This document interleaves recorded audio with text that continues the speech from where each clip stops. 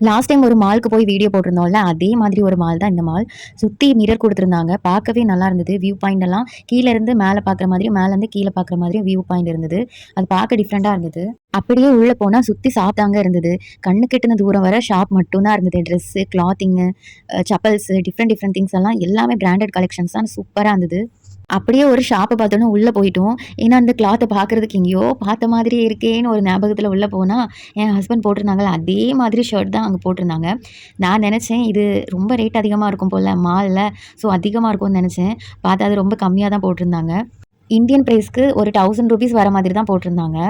நான் எக்ஸ்பெக்ட் பண்ணது என்னன்னா, இந்தியாலயே ஒரு மாலுக்கு போனா ரொம்ப அதிகமா இருக்கும். 5000, 10,000க்கெல்லாம் நம்ம ட்ரெஸ் வாங்கியிருக்கோம். பட் இங்க ரொம்ப சீப்பா இருக்குது. எல்லாமே எல்லா கிளாத் கலெக்ஷனுமே ரொம்ப கம்மியா தான் இருந்தது. பிராண்டடும் இருந்தது. அதே சமயத்துல பிரைஸ் கம்மியான அமௌண்ட்லயும் இருந்தது. நீங்க யாராச்சும் பிராண்ட் லவ்வரா இருந்தா, இந்த மாதிரி ஷாப்க்கு போய் விசிட் பண்ணி பாருங்க. ரொம்ப ரீசனபிளான பிரைஸ்ல கிடைக்கும். லாஸ்ட்ல நாங்க ஒண்ணுமே வாங்கல. வெறும் விண்டோ ஷாப் மட்டும் பண்ணிட்டு வீட்டுக்கு கிளம்பிட்டோம்.